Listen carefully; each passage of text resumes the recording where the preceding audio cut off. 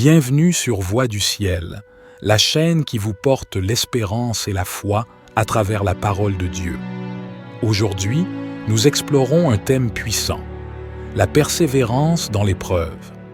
Que vous soyez au milieu d'une tempête ou que vous souteniez quelqu'un dans l'épreuve, ce message vous encouragera à rester ferme dans la foi. Préparez votre cœur à recevoir des révélations divines. Chapitre 1. Réjouissez-vous dans l'espérance. L'espérance n'est pas une simple attente passive, mais une force qui nous pousse à avancer même dans l'adversité. Elle est le moteur de la persévérance et le pilier de notre foi. Dans la Bible, l'espérance est souvent liée à la foi en la fidélité de Dieu. Prenons l'exemple d'Abraham, le père de la foi. Dieu lui a promis une descendance innombrable, alors qu'il était déjà avancé en âge, et que Sarah, sa femme, était stérile. Malgré l'impossibilité apparente, Abraham a cru en Dieu, et cette espérance l'a soutenu pendant des décennies d'attente. Dans Hébreux 11,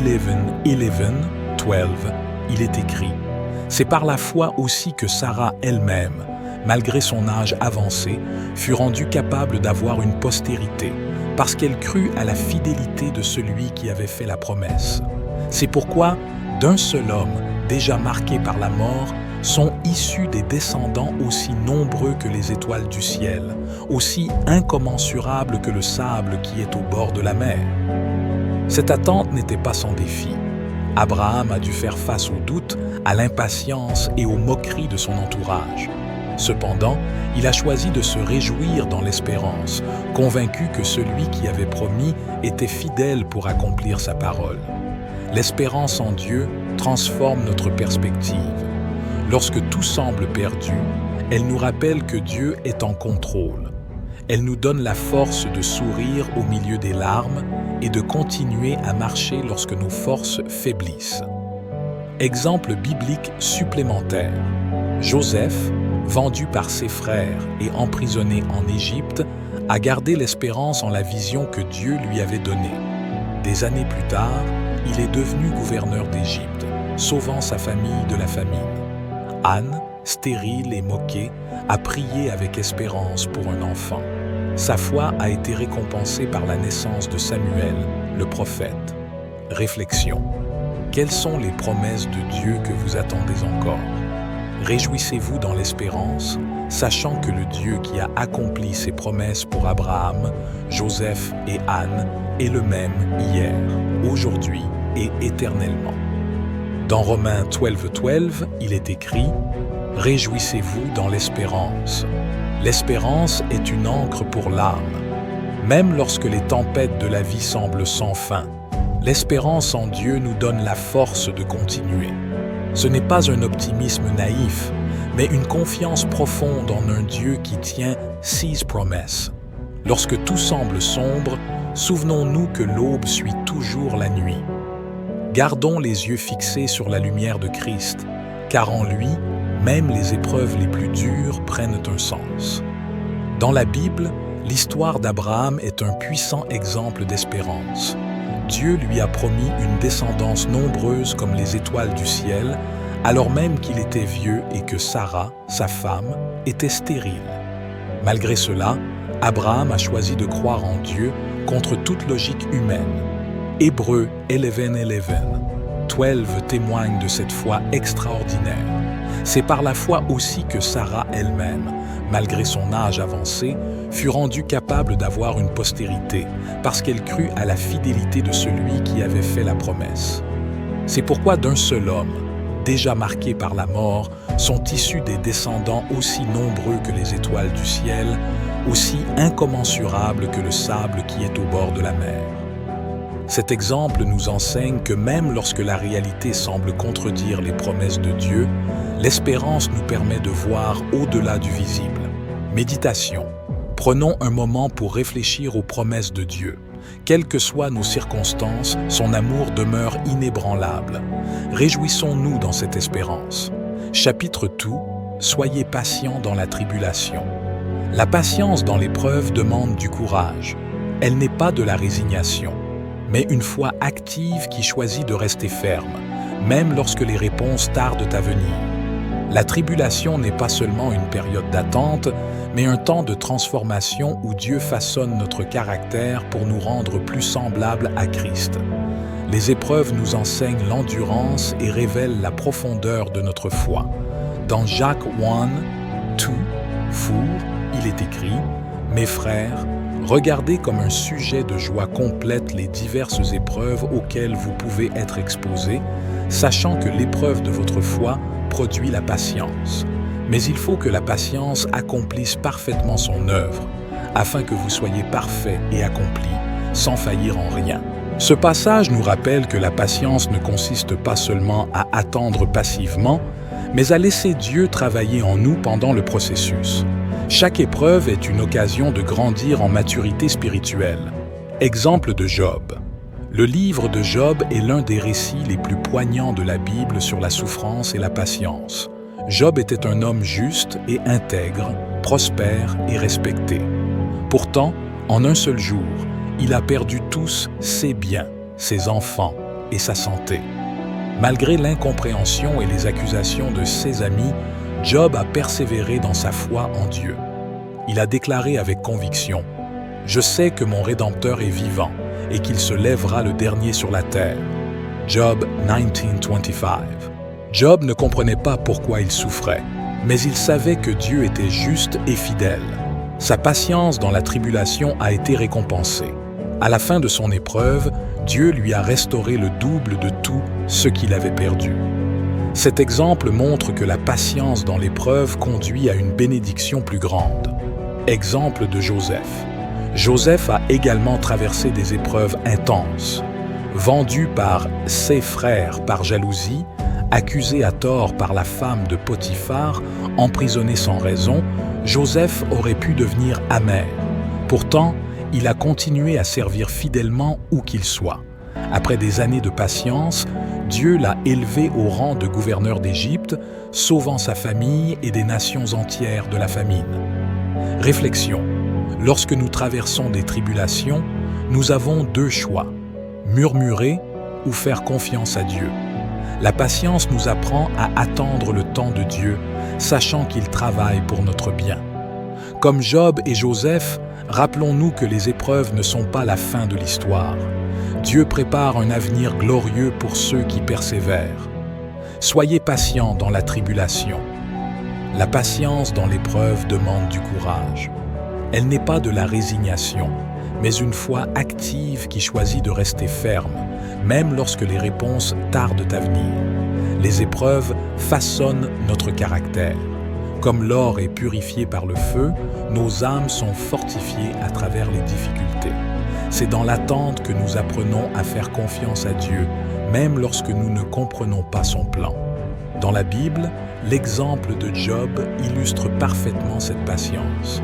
Homme juste et intègre, Job a tout perdu, ses biens, ses enfants, sa santé.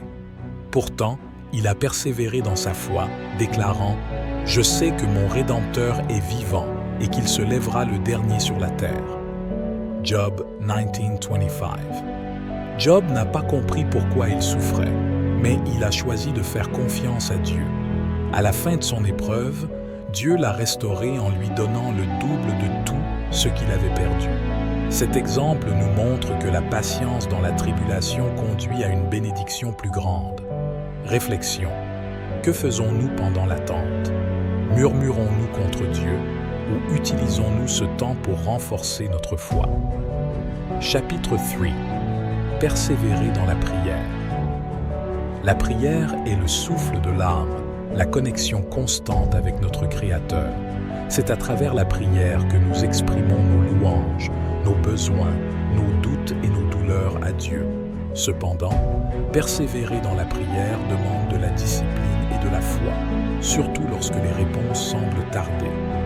Dans Luc 18:1, Jésus raconte la parabole de la veuve persévérante pour enseigner à ses disciples l'importance de prier sans se décourager.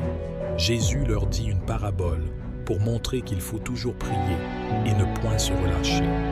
Cette veuve, bien que sans pouvoir ni influence, a obtenu justice par sa persévérance.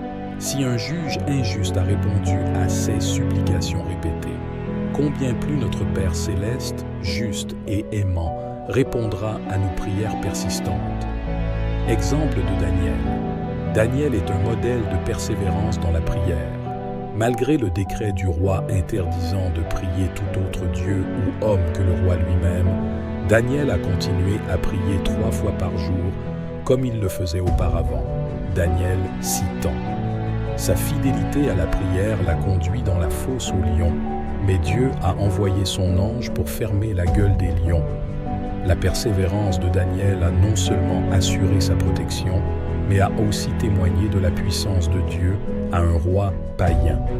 Jésus dans le jardin de Gethsémani. Avant de faire face à la crucifixion, Jésus a prié intensément dans le jardin de Gethsémani. Il a prié 3 fois, demandant au Père d'éloigner cette coupe, mais a finalement soumis sa volonté à celle de Dieu. Matthieu 26, 36, 44. Son exemple montre que la persévérance dans la prière n'est pas seulement une répétition des demandes, mais un processus de soumission et d'alignement avec la volonté divine. Persévérance malgré le silence. Il est souvent difficile de persévérer lorsque Dieu semble silencieux. Pourtant, c'est dans ces moments que notre foi est purifiée. L'exemple de la femme cananéenne, Matthieu 15, 21 à 28, montre que même face au silence apparent de Jésus, elle n'a pas abandonné. Sa persévérance a non seulement apporté la guérison à sa fille, mais a aussi été louée par Jésus comme un témoignage de grande foi. Réflexion. Persévérer dans la prière signifie faire confiance à Dieu, même lorsque nous ne voyons pas de résultats immédiats. Cela demande de croire que Dieu est à l'œuvre, même dans le silence. C'est une déclaration de foi qui dit « Seigneur, même si je ne comprends pas, je te fais confiance ». Quels sont les domaines de votre vie pour lesquels vous avez prié sans voir de réponse? N'abandonnez pas. Persévérez comme Daniel, comme Jésus, comme la veuve et la femme cananéenne. La persévérance dans la prière est une semence qui, au temps de Dieu, portera du fruit. Chapitre 4. La force dans la faiblesse. La force dans la faiblesse est un paradoxe divin. Aux yeux du monde, la faiblesse est un signe de défaite. Mais dans le royaume de Dieu, c'est une opportunité pour sa puissance de se manifester. Lorsque nous reconnaissons nos limites, nous ouvrons la porte à la grâce de Dieu pour agir à travers nous. Paul et l'écharde dans la chair. L'apôtre Paul est un puissant exemple de ce principe. Dans 2 Corinthiens 12, 7 à 10, il parle d'une écharde dans la chair qui l'affligeait. Malgré ses prières insistantes pour être délivré, Dieu lui a répondu « Ma grâce te suffit, car ma puissance s'accomplit dans la faiblesse. » 2 Corinthiens 12, 9. Au lieu de se plaindre, Paul a appris à se glorifier dans sa faiblesse, car il comprenait que c'était l'occasion pour Christ de manifester sa puissance. Il a déclaré « C'est pourquoi je me plais dans les faiblesses, dans les outrages, dans les calamités, dans les persécutions, dans les détresses, pour Christ. Car quand je suis faible, c'est alors que je suis fort. » 2 Corinthiens 12, 10. Exemple de Moïse. Moïse se considérait faible et incapable de parler en public. Lorsqu'il a été appelé par Dieu pour libérer Israël de l'Égypte, il a répondu « Qui suis-je pour aller vers Pharaon et pour faire sortir d'Égypte les enfants d'Israël » Exode 3:11. Pourtant, c'est à travers cette faiblesse que Dieu a manifesté sa puissance par des miracles extraordinaires. Exemple de Gédéon. Gédéon se considérait comme le plus petit de sa famille dans la tribu la moins importante d'Israël. Lorsque Dieu l'a appelé pour délivrer Israël des Madianites, il a répondu « Ah, mon Seigneur, avec quoi délivrerai-je Israël? Voici, ma famille est la plus pauvre en Manassé, et je suis le plus petit dans la maison de mon père. » Juge 6, 15. Mais Dieu lui a dit « Va avec cette force que tu as. » Juge 6, 14. Dieu a utilisé sa faiblesse pour montrer que c'est sa puissance qui donne la victoire. Réflexion. Lorsque nous sommes faibles, nous dépendons davantage de Dieu. La prière devient plus fervente, l'adoration plus sincère et la foi plus profonde. La faiblesse nous rappelle que nous ne sommes pas autosuffisants, mais que notre force vient de Dieu. Que faisons-nous de nos faiblesses? Les cachons-nous par honte ou les offrons-nous à Dieu pour qu'il en fasse des témoignages de sa grâce et de sa puissance? La Bible nous montre que la force divine se manifeste souvent dans notre faiblesse. Paul l'a appris lorsqu'il a demandé à Dieu de lui enlever une écharde dans la chair. La réponse de Dieu fut « Ma grâce te suffit, car ma puissance s'accomplit dans la faiblesse. » 2 Corinthiens 12, 9. Plutôt que de se plaindre, Paul a choisi de se glorifier dans sa faiblesse, car il savait que c'était là que la puissance de Christ reposait sur lui. Cet enseignement nous rappelle que nous n'avons pas besoin d'être forts par nous-mêmes. Lorsque nous sommes faibles, Dieu est fort pour nous. Chapitre 5. La victoire par la foi. La foi est le bouclier qui nous protège dans l'épreuve et l'épée qui nous donne la victoire. Dans Hébreux 11, souvent appelé le Hall of Faith, nous voyons des héros de la foi qui ont persévéré malgré des épreuves intenses, remportant la victoire grâce à leur confiance en Dieu. Noé. Dieu a demandé à Noé de construire une arche alors qu'il n'avait jamais plu sur la terre. Pendant des décennies, il a persévéré dans la foi, malgré les moqueries de son entourage. Sa confiance en Dieu l'a sauvé, lui et sa famille, du déluge. Moïse. Moïse a conduit Israël hors de l'Égypte en traversant la mer Rouge à pied sec. Sa foi en la puissance de Dieu a ouvert un chemin là où il n'y en avait pas. Hébreux 11, 29 déclare « C'est par la foi qu'ils traversèrent la mer Rouge comme un terrain sec. » David contre Goliath. David, un jeune berger sans expérience militaire, a affronté le géant Goliath avec une foi inébranlable. Il a déclaré « Tu viens à moi avec l'épée, la lance et le javelot, et moi, je viens à toi au nom de l'Éternel des armées. » 1 Samuel 17:45. Sa victoire n'était pas due à sa force, mais à sa foi en Dieu. Jésus, notre exemple suprême, Jésus a persévéré jusqu'à la croix, endurant la honte et la souffrance à cause de la joie qui lui était réservée. Hébreux 12:2. Sa victoire sur la mort nous donne la garantie que nous sommes plus que vainqueurs en lui. Romains 8:37. Réflexion. La victoire par la foi ne signifie pas l'absence d'épreuves, mais la certitude que Dieu est avec nous dans la bataille. Que faisons-nous face aux géants dans nos vies? Fuyons-nous ou avançons-nous par la foi, sachant que la victoire est assurée en Christ? La foi transforme l'épreuve en témoignage. Peu importe la taille du géant ou l'intensité de la tempête, notre victoire est en Jésus. Persistons dans la foi, persévérons dans la prière et proclamons la victoire au nom de Jésus.